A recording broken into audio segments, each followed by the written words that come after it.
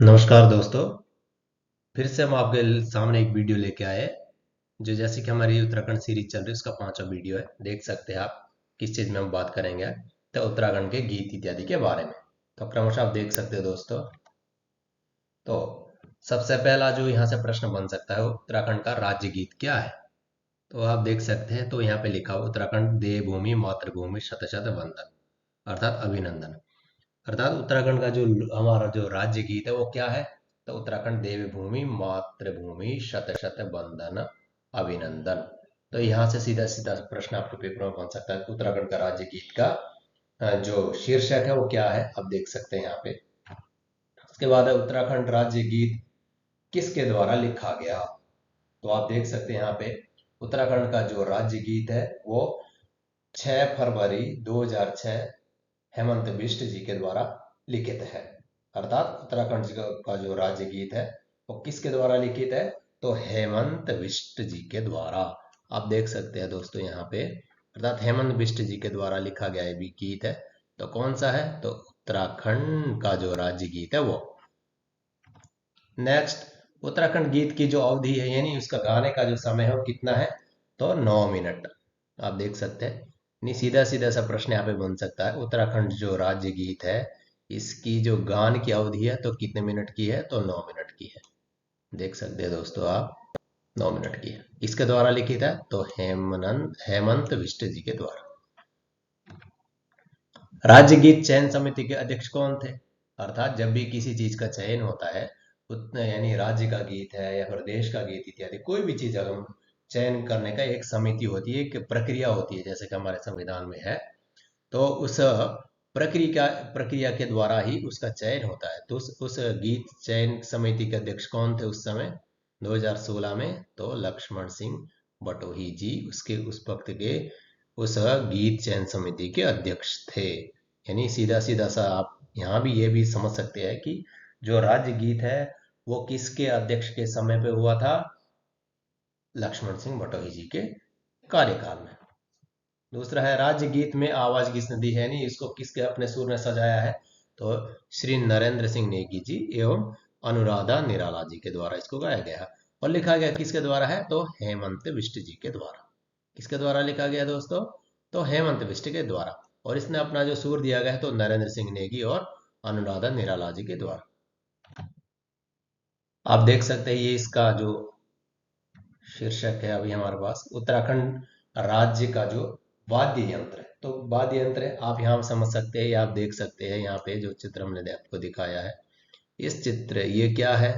तो उत्तराखंड का जो राज्य है ना उत्तराखंड राज्य का जो वाद्य यंत्र है उसका चित्र आप देख सकते हैं। तो ये वाद्य यंत्र के बारे में अभी प्रश्न हम देखेंगे कितने प्रश्न इससे बन सकते हैं। तो उन प्रश्नों को हम यहाँ पे ऐड किया हुआ आपको दिखाने की कोशिश कर रहे हैं। तो भंडारे कमेटी की सिफारिश पर तत्कालीन मुख्यमंत्री श्री हरीश रावत जी ने 2015 में राज्य को जो राज्य का जो वाद्य यंत्र है उसको ढोल को घोषित किया है। देखिए दोस्तों ये जो हमारी पुरानी परंपरा को है उसको जीवित करने का काम कर रहे हैं। क्यों कि अगर हम ये राज्य वाद्य यंत्र नहीं होता घोषित तो ढोल इत्यादि के बारे में इतने सारे लोगों को पता नहीं होता इसीलिए उसको राज्य वाद्य यंत्र घोषित किया गया। तो कब किया गया 2015 में। किसके द्वारा तो हरीश जी के मुख्यमंत्री हरीश हरीश रावत जी के द्वारा। तो देख सकते हैं किसके द्वारा घोषित किया गया मुख्यमंत्री हरीश हरीश रावत जी के द्वारा। और कब किया गया 2015 में। आप देख सकते हैं यहाँ पे कब किया गया 2015 में। और राज्य का जो वाद्य यंत्र है वाद्य यंत्र है किसको घोषित किया तो आप देख सकते हैं यहाँ पे ढोल को। तो कौन सी कमेटी की सिफारिश पर यानी जो भंडारी कमेटी बनी है 2005 जो भी उसका जो कार्यकाल है जब इस कमेटी को बनाया गया है तो उसी कमेटी के सिफारिश पर हरीश रावत जी ने इसको उत्तराखंड का जो राज्यवाद यंत्र घोषित किया।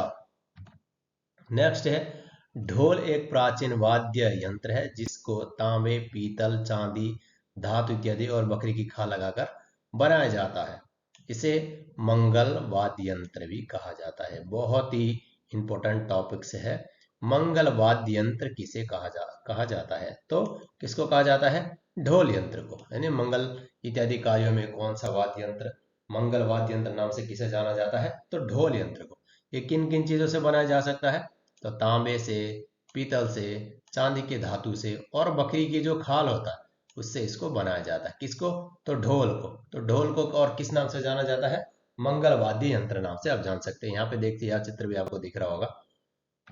नेक्स्ट है, ढोल में नौबात या निमिति, रहमानी, बड़े आदि ताले बजती है। यानी इसमें किस तरह की ताले बजती है? जैसे तबला इत्यादि के ताल है, हर एक चीज का अलग अलग ताल है। तो ढोल की कौन कौन सी ताले हैं?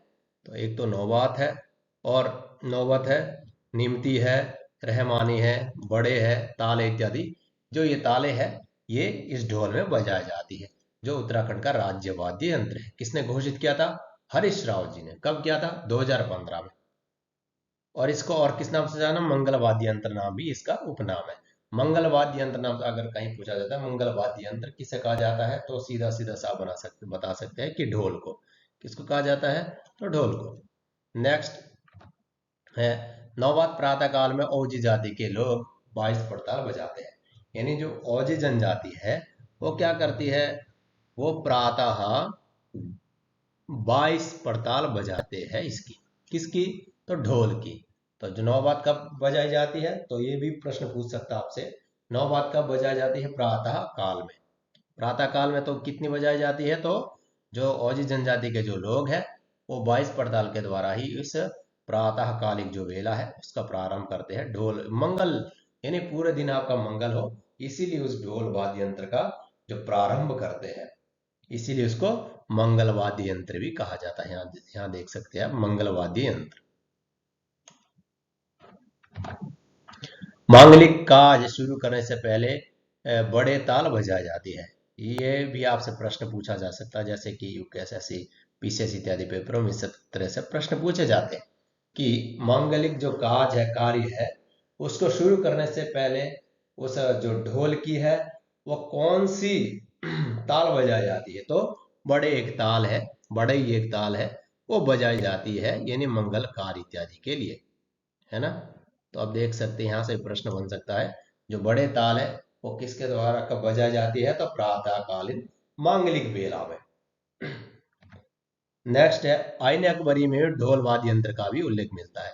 यानी और किस किस ग्रंथों में इसका, और भी बहुत सारे ग्रंथों में इसका उल्लेख मिलता है, लेकिन यहाँ पे जो प्रश्न से संबंधित, हमारे पेपर से संबंधित जो प्रश्न बन सकते हो, आईने अकबरी में भी इसका जो उल्लेख है इस ढोल का मिलता है हमें।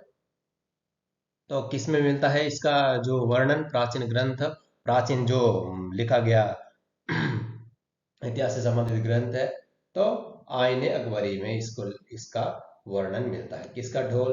तो प्रातःकालीन कौन सी वेला शुरू करने से, यानी मांगलिक कार्य इत्यादि बजाने से कौन से ताल बजाते हैं? तो बड़े ताल बजाते हैं। तो प्रातःकाल कितने ओजी जनजाति के लोग क्या बजाते हैं? तो 12 पड़ताल के द्वारा इसका प्रारंभ करते हैं। और कौन कौन सी ताल है आप इसमें देख सकते हो पूरी वीडियो, तो ध्यान से देखिए दोस्तों। नेक्स्ट है जो अंतिम प्रश्न है इससे संबंधित, तो ये बहुत ही ज्यादा प्रश्न पूछा जाता है।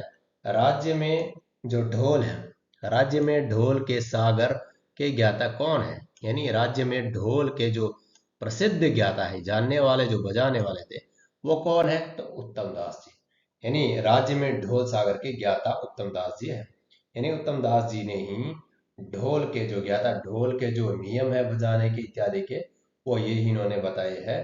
तो आज के लिए इतना ही। फिर से मिलते हैं हम नेक्स्ट टॉपिक के साथ। आपके लिए हम हमेशा हर वीडियो में नए नए टॉपिक से लेके आते हैं, जिससे आपके प्रश्न, छोटे छोटे जो प्रश्न हैं जो आप को आते हुए भूल जाते हैं, उनको हम यहाँ पे कवर करने की कोशिश करते हैं। तो ये पांचों, इस सीरीज का 5वां वीडियो है। आप इससे पहले हमारी प्ले लिस्ट में जा करके क्रमशः 1 2 3 4 इत्यादि वीडियो हमने ऐड किए हैं, उसमें आप देख सकते हैं। पंचम वीडियो, नेक्स्ट वीडियो से फिर से मिलते हैं। तब तक के लिए जय उत्तराखंड, जय भारत।